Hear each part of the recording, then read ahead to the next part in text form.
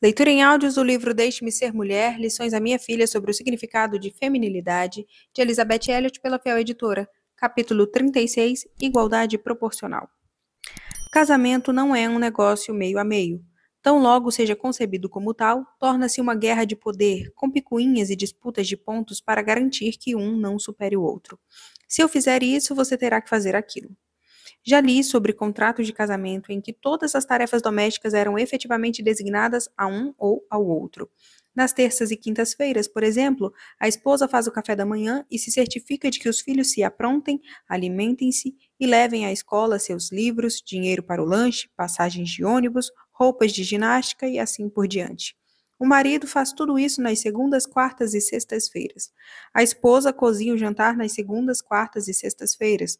O marido nas terças e quintas-feiras. Os fins de semana são distribuídos de acordo com a quantidade de trabalho externo a ser feito, quem fez mais extras durante a semana e assim por diante. Você consegue se imaginar aos sábados sentando-se para fazer a contagem de pontos? Você imagina chamar esse tipo de arranjo de casamento? Isso pode ser outra coisa senão uma parceria de negócios? Alguns, porém, chamam de liberdade ou maturidade. Qual deve ser a porcentagem, então? Pergunta errada. Vocês poderiam perguntar isso se forem herdeiros, em conjunto, dos imóveis de uma tia-avó, mas nós estamos falando da graça, a graça de vida. As igualdades entre vocês já foram delineadas, igualmente pecadores, igualmente responsáveis, igualmente necessitados de graça e igualmente objetos dessa graça.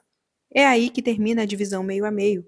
Vocês assumem a vida como marido e mulher e começam a sacrificar suas vidas.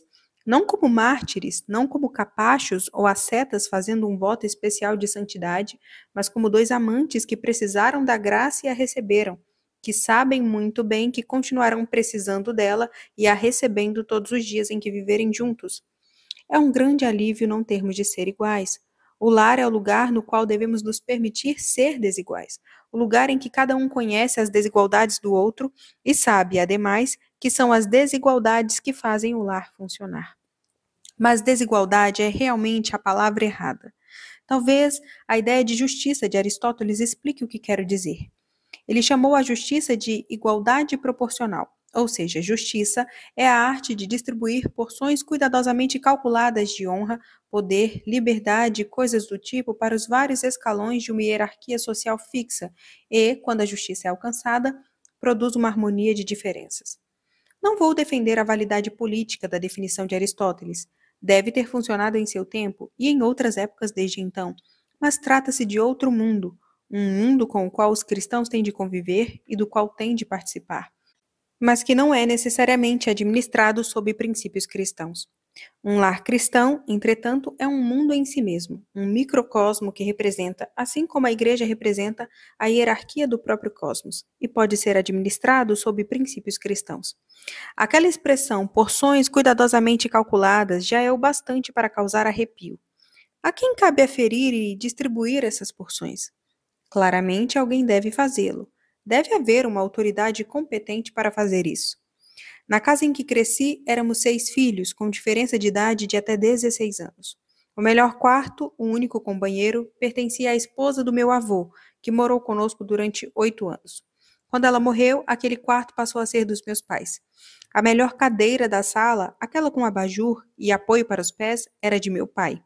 Ele se sentava à mesa de jantar em uma das extremidades, a mamãe se sentava na outra. Os filhos de 4 anos tinham um trabalho a fazer, assim como os de 20, mas cada um era cuidadosamente aferido. Os pequenos cuidavam das lixeiras, os grandes cozinhavam, cortavam a grama, passavam as roupas, pintavam a casa. As moças sabiam quais tarefas nessa lista lhes cabiam. Os rapazes, igualmente, sabiam as deles. As moças faziam a maior parte do trabalho de lavar a louça, mas os 4 rapazes se revezavam para secar e guardar. Minha mãe cozinhava enormes quantidades de comida boa e simples. Normalmente havia o suficiente para quem quisesse repetir, mas minha mãe jamais guardava comida para alguém. Ocasionalmente, havia reclamações de injustiça do tipo: por que ele não precisa fazer isso também? Se restasse um biscoito no prato, a ideia de justiça da minha irmã era: alguém deseja isso mais do que eu? Se houvesse o que meu pai chamava de bate-boca entre os filhos, eles eram convocados separadamente para testemunhar. No minuto em que o reclamante começava com "bem, ele", era interrompido. "O que você fez?" Essa era a questão. Eu só quero ouvir o que você fez. Às vezes, isso resultava no total enfraquecimento do testemunho e na desistência das acusações. Essa justiça doméstica era baseada na autoridade doméstica. No casamento, se duas pessoas maduras se amam, toda essa questão de autoridade é quase inteiramente de compreensão tácita. Eu, provavelmente, poderia contar com uma mão, talvez com um dedo, os momentos em meus próprios casamentos nos quais isso se tornou uma questão consciente.